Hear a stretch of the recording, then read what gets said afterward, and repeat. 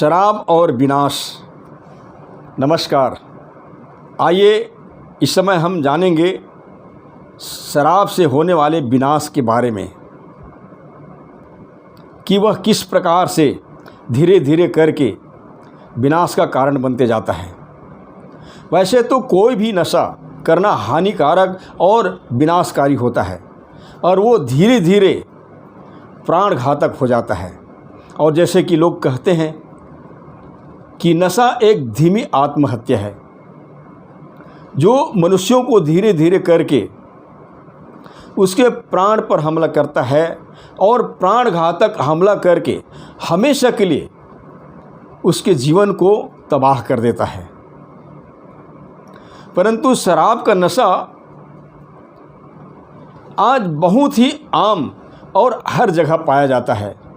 क्या खुशी, क्या गम, क्या दुख, क्या सुख, हर परिस्थिति में लोग शराब का इस्तेमाल धड़ल्ले से कर रहे हैं। कितने लोगों को शराब का इतना ज़बरदस्त लत लग जाता है कि शराब पिए बिना उसको नींद नहीं आती है, तो कितनों को सदमा बर्दाश्त नहीं हो पाती है। और लोग प्रत्येक स्थिति में शराब को ही निदान का एक मुख्य उपाय समझते हैं। आज बहुत से लोग नशे का शिकार होकर न केवल शरीर को बर्बाद कर रहे हैं, इससे कितनों का परिवार भी बर्बाद हो रहे हैं और आज इस पर रोकथाम कर पाना लगभग असंभव सा हो गया है। लेकिन लोगों में जागरूकता लाकर बर्बादी से बचाया जा सकता है।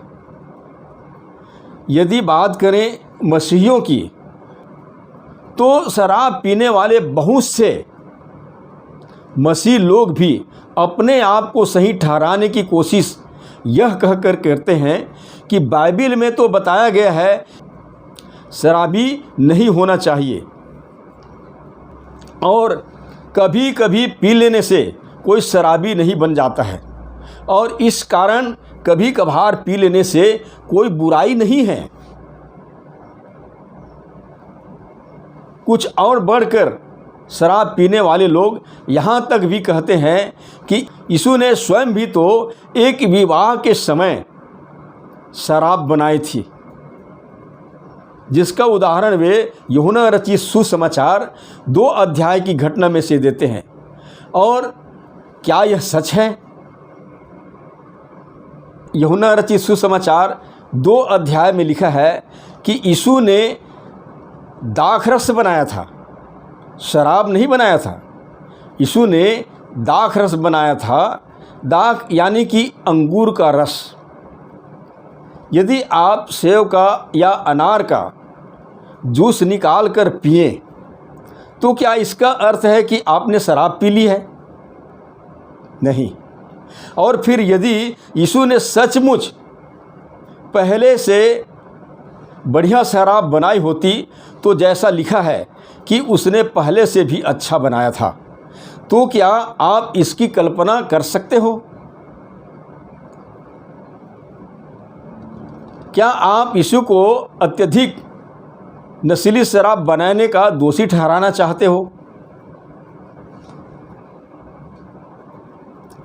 फिर भी कुछ लोग शराब के नशे को सही ठहराने के लिए बाइबिल का एक और हवाला देते हुए कहते हैं कि पौलुस ने तो तीमुथियुस को एक जगह पर वह इस प्रकार लिखा है कि भविष्य में केवल जल ही का पीने वाला न रह, पर अपने पेट के और अपने बार बार बीमार होने के कारण थोड़ा थोड़ा दाखरस भी काम में लाया कर, जिसे हम पहला तीमुथी के पत्री 5 अध्याय वचन 23 में पढ़ते हैं। लेकिन यह बात ऐसा नहीं है, क्योंकि उन दिनों में तीमुथी प्रचार करने के लिए घर से बाहर गया था, जहाँ का पानी ठीक नहीं था, जिस कारण वह बार बार बीमार हो जाता था। और अवश्य है प्रियो कि जब हम बीमार हो जाते हैं तो दवाइयाँ लेते हैं और किसी किसी दवाई के बाहर पॉइजन भी लिखा होता है, और बहुत से मादक पदार्थों में यह भी लिखा रहता है कि यह स्वास्थ्य के लिए हानिकारक है। इसके बावजूद भी लोग पीते रहते हैं, खाते रहते हैं। और क्या हम तंदुरुस्त होने पर भी दवाई लेते रहते हैं? और फिर दाखरस का अर्थ शराब है। दाखरस का शराब बनाई जा सकती है, परंतु यदि दाखरस ताज़ा है तो उसे शराब नहीं कहा जा सकता। और यदि कोई शराब पीकर गाड़ी चलाए और पकड़ा जाए तो उसके ब्लड में 0.5% अल्कोहल पाई जाए तो संसार के कई देशों में उस व्यक्ति का चालान कर दिया जाता है। चूँकि शराब से दिमाग खुलता नहीं बल्कि बंद हो जाता है, और यदि 1% से कम अल्कोहल आदमी के दिमाग को नुकसान पहुंचाती है तो फिर नशा कितने पीने पर चढ़ता है, और फिर कितने बाल उग आने पर आप उसे दाढ़ी कहेंगे। नशा तो नशा है, थोड़ा हो या ज़्यादा। नशा इंसान में न केवल शारीरिक तौर से नंगापन लाता है, पर आर्थिक नंगापन, नैतिक नंगापन और मानसिक रूप से भी नंगापन को लाता है। एक आंकड़े के अनुसार 70% यानी कि 70% लोग नाना प्रकार की नशों से पीड़ित है। आज नशा जो भी है वह परमेश्वर के वचन के अनुसार और सामाजिक, नैतिक, पारिवारिक और मानसिक दृष्टि से भी यह गलत है और शर्मनाक है। मैंने कितने ऐसे परिवार को नशा के कारण टूटते, बिखरते, रोते और बिलखते देखा है। आज युवा पीढ़ी में इसका आकर्षण तेज़ी से बढ़ते जा रहा है। लोग यह जानते हुए भी कि कोई भी नशा, विशेषकर शराब, स्वयं के लिए हानिकारक है, इसके सेवन करने से नहीं कतराते हैं। आजकल धार्मिक पर्वों में भी शराब का पीना या पिलाया जाना फैशन का एक वैरायटी बन गया है, लेकिन इससे नुकसान तो आप ही का हो रहा होता है। प्रशासन ने जगह जगह नशा मुक्ति केंद्र खोल रखा है, जिससे कि नशेड़ियों की उचित उपचार हो और समाज को और परिवार को बर्बादी से बचाई जाए। तो ऐसे लोग समय पर सावधान हो जाए और नशा मुक्ति केंद्रों में नशा मुक्ति केंद्रों का अनुसरण करें तो बर्बाद होने से अवश्य रूप से बचाया जा सकता है। हम बताना चाहेंगे कि पवित्र बाइबिल हमें सिखाती है कि सबसे पहले हमें अपने मन की रक्षा करनी चाहिए, क्योंकि मन ही तो जीवन का मूल स्रोत है।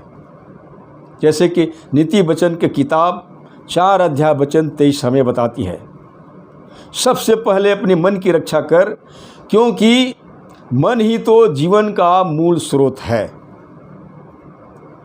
तो प्रियो, यदि हम अपने मन पर काबू नहीं पाएंगे तो धीरे धीरे करके हम न केवल शरीर को ही बर्बाद कर रहे होते हैं, परंतु उससे हमारा जीवन भी बर्बाद हो रहे होते हैं। क्योंकि मन की हर एक बात जीवन से संबंध रखता है, और मन की प्रत्येक बातों का क्रियात्मक भाव शारीरिक कामनाओं के रूप में प्रकट होता है, और उससे हमारे अंदर चरित्रों का निर्माण होता है। और अच्छा चरित्र हमें निर्दोष और बुरे चरित्र हमें दोषी ठहराएंगे। इसलिए विशेषकर हम मसीह विश्वासियों से आग्रह करते हैं कि मादक पदार्थों के सेवन न करें और न किसी व्यसन का अधीनता में रहें, आप जो भी पर्व मनाएं, पर उन पर्वों की आड़ में शराब पीने या पिलाए जाने की परंपरा मत बनाइए। आज संसार में दानियल जैसे लोगों की आवश्यकता है, जिसके विषय में हम दानियल की पुस्तक 1 अध्याय वचन 8 में कुछ इस प्रकार से पढ़ने को मिलता है कि उसने अपने मन में ठान लिया कि राजा का भोजन खाकर और उसके पीने का दाख मधु पीकर अपवित्र न होए।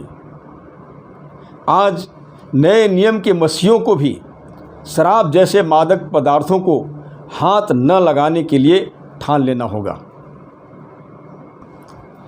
क्योंकि प्रियो, मसीह यीशु में हम अच्छे भले कामों के लिए सृजे गए हैं। हम पवित्रता के लिए बुलाए गए हैं, परमेश्वर के साथ संगति करने के लिए बुलाए गए हैं। इसलिए उसके गुण और स्वभावों को प्रदर्शित करें, उसके पद चिन्हों पर चलकर हम औरों के लिए आदर्श का एक अच्छा नमूना बन सकते हैं और हमारे जीवन शैली के द्वारा बहुत से ऐसे लोग जो सचमुच में नशे का शिकार होकर न कि केवल शरीर को बर्बाद कर रहे हैं, परंतु पूरे परिवार को बर्बाद कर रहे हैं, जीवन को बर्बाद कर रहे हैं, वे भी क्या हो उस बर्बादी से बच जाए। इसलिए हमें यीशु के पास आनी चाहिए, क्योंकि मसीह यीशु में बने रहकर ही हम एक नया सृष्टि बन सकते हैं, जैसे कि बाइबल हमें बताती है। इसलिए यदि कोई मसीह में है तो वह एक नई सृष्टि है, पुराने बातें बीत गई है, देखो सब बातें नई हो गई है। 1 कुरिन्थी के पत्री 5 अध्याय वचन 17। इसलिए विनाशकारी तमाम तथ्यों से फिरकर हम यीशु के पास आएं, क्योंकि यीशु का यह वादा है कि वह सब कुछ नया कर देगा। यदि आपने किसी भी प्रकार की अपराध किए हों तो प्रभु यीशु मसीह के पास आएं। वो हर एक अपराध को क्षमा करने में धर्मी है, दयालु है। यही उम्मीद के साथ परमेश्वर आपकी सहायता करे। धन्यवाद।